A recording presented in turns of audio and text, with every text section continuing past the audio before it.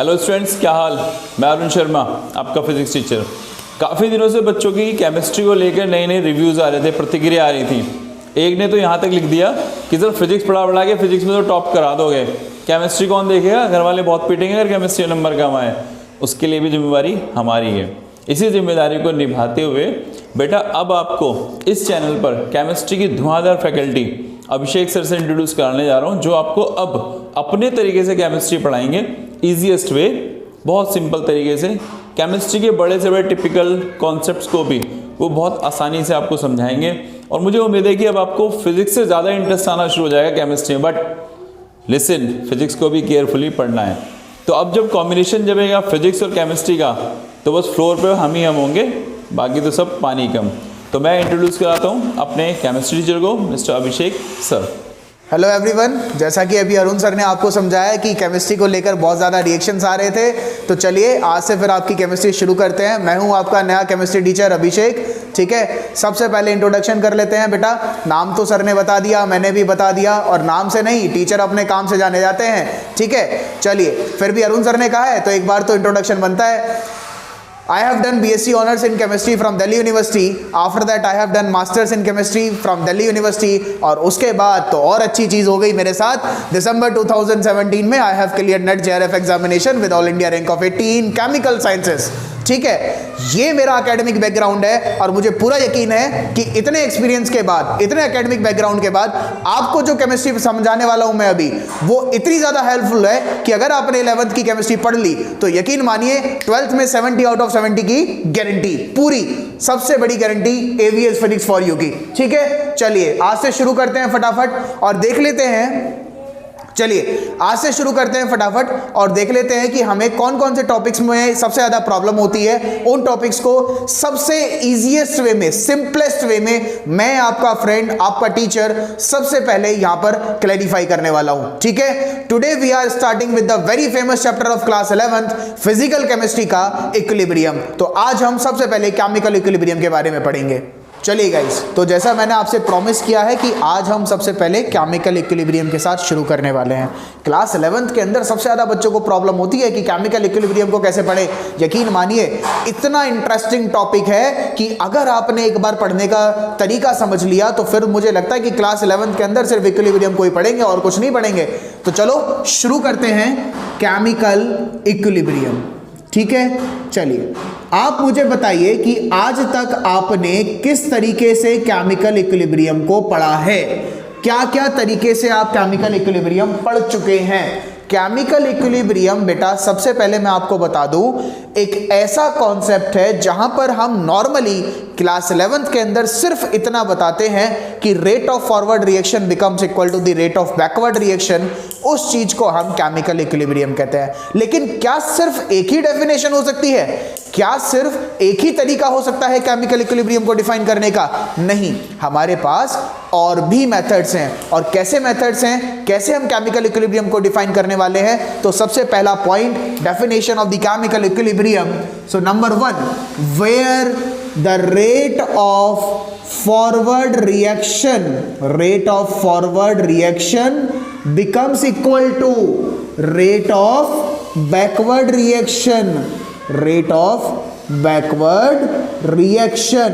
एक ऐसा कॉन्सेप्ट, एक ऐसी सिचुएशन, एक ऐसा स्टेप, एक ऐसी स्टेज जहां पर rate of forward reaction rate of backward reaction के बराबर हो जाए, उस सिस्टम को, उस सिचुएशन को, उस स्टेज को आप केमिकल इक्विलिब्रियम कहते हैं। और कैसे प्रूफ करेंगे कि rate of forward rate of backward के बराबर होता है? जस्ट 2 मिनट में उस डेरिवेशन पर आने वाले हैं जो आपके पेपर में आपसे बार बार पूछी जाती है और आपको परेशान कर देती है कि what is Kc, how you can define the equilibrium constant. उसकी डेरिवेशन हम इसी कॉन्सेप्ट को लेकर करेंगे।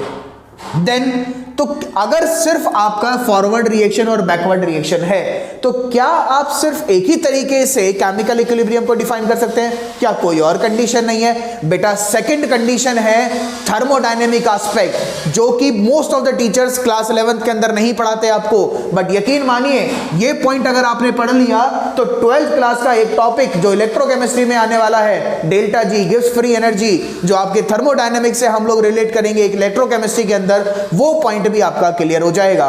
क्या बोलते हैं इक्विलिब्रियम कंडीशन पर कि delta G becomes zero.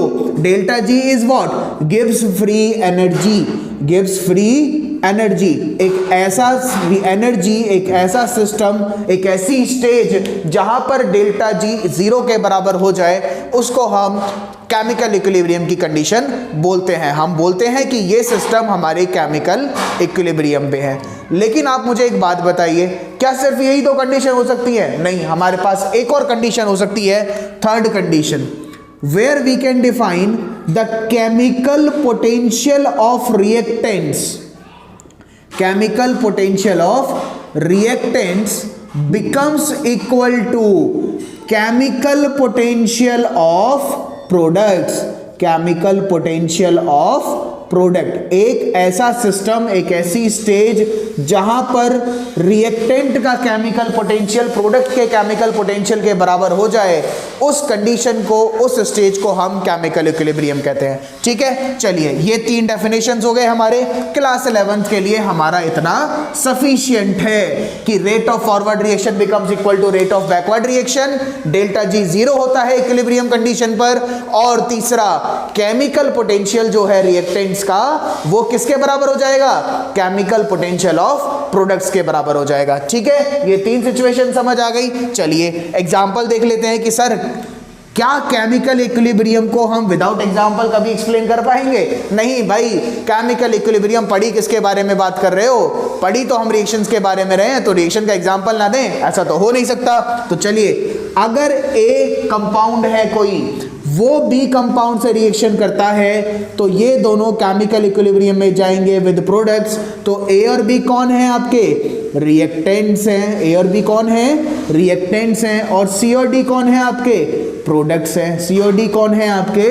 Products हैं। आप यकीन मानिए कि अगर ये जो फॉरवर्ड रिएक्शन है, जो रिएक्टेंट से प्रोडक्ट दे रहा है, उसका रेट यानी कि स्पीड ऑफ रिएक्शन, और जो बैक प्रोडक्ट से वापस आपके रिएक्टेंट्स मिल रहे हैं, उसका रेट यानी कि बैकवर्ड रिएक्शन, अगर ये दो रेट आपस में बराबर हो जाएं, तो उस कंडीशन को हम क्या बोलेंगे? Chemical equilibrium. क्या बोलेंगे? Chemical equilibrium. इसका मतलब यहां पर हमारा जो सिचुएशन है, जो कंडीशन है, जो सिस्टम है, जो रिएक्शन है, वो केमिकल इक्विलिब्रियम में है। हमारा यहां पर केमिकल इक्विलिब्रियम स्टैब्लिश हो चुका। ठीक है, तो आया मजा? सबसे पहला लेक्चर और सबसे सिंपल तरीका पढ़ाने का केमिकल इक्विलिब्रियम को समझने का। ठीक है बेटा, यहां तक समझ आ गया? तो हम लोगों ने अभी तक क्या पढ़ लिया? हम लोगों ने पढ़ लिया कि केमिकल इक्विलिब्रियम को हम कैसे डिफाइन कर सकते हैं, कौन कौन सी कंडीशंस हो सकती हैं। अब हम क्या काम करते हैं, हम इक्विलिब्रियम के टाइप्स देख लेते हैं कि कितने टाइप के इक्विलिब्रियम हमारे पॉसिबल हैं। फॉर एग्जाम्पल, आप बताइए मुझे, एक रिएक्टेंट है ए जो कि गैसियस स्टेट में है, दूसरा रिएक्टेंट है बी, सपोज वो भी गैसियस स्टेट में है। ये दोनों केमिकल इक्विलिब्रियम में है with the products. Suppose product हमारे सी और डी है, जो कि दोनों ही गैसियस स्टेट में है। दोनों ही कौन सी स्टेट में है? गैसियस स्टेट में है। It means if all species of reactants and products are in same phase, एक ही फेज में अगर वो प्रेजेंट हो, तो उस टाइप के इक्विलिब्रियम को हम क्या कहते हैं? Homogeneous equilibrium. उस टाइप के इक्विलिब्रियम को हम क्या कहेंगे? Homogeneous equilibrium. तो ये मेरा होमोजीनियस इक्विलिब्रियम का एग्जांपल है। फॉर एग्जांपल, अगर मेरे पास एक स्पीशीज है A in solid state, B in liquid state, वो मेरा प्रोडक्ट्स के साथ केमिकल इक्विलिब्रियम में है। जो प्रोडक्ट मेरा सी गैसियस स्टेट हो सकता है और डी मेरा सॉलिड स्टेट, मतलब कोई भी स्टेट हो सकती है, कोई भी फेज हो सकता है। तो अगर मेरे components, if different species are present, different species of reactants and products are present in different phase, तो वो मेरे लिए क्या होगा? अगर डिफरेंट फेज में है, तो उस टाइप के केमिकल इक्विलिब्रियम को हम हेट्रोजीनस इक्विलिब्रियम कहेंगे। This is my heterogeneous equilibrium. यहां पर आपको बेटा मैंने आपके क्लास 11th का 1 मार्क का क्वेश्चन कंप्लीट करा दिया। आपसे पूछ लेते हैं हम लोग पेपर के अंदर, what do you mean by homogeneous equilibrium, what do you mean by heterogeneous equilibrium. तो बहुत सिंपल है, अगर सारी स्पीशीज रिएक्टेंट या प्रोडक्ट एक ही फेज में है, let it be gaseous, let it be liquid, let it be solid, कोई भी फेज अवेलेबल हो, चाहे एक ही फेज में है तो वो मेरे होमोजेनस इक्विलिब्रियम होंगे। अगर डिफरेंट फेजेस में है, एक भी कंपोनेंट कोई डिफरेंट हो जाता है तो वो मेरा हेट्रोजीनस इक्विलिब्रियम होगा। यहां तक बात समझ आ गई। इसके बाद अब हम लोग शुरू करते हैं कि हम इक्विलिब्रियम कांस्टेंट को डिफाइन कैसे करेंगे। इक्विलिब्रियम कांस्टेंट को डिफाइन करने के लिए हम एक काम करते हैं, एक जनरल एक्सप्रेशन लेते हैं और उस जनरल एक्सप्रेशन के बाद लॉ ऑफ मास एक्शन जो है, लॉ ऑफ मास एक्शन को सबसे पहले पढ़कर देखते हैं कि क्या लॉ ऑफ मास एक्शन के अकॉर्डिंग हम यहां पर कुछ कर सकते हैं केमिकल इक्विलिब्रियम के लिए।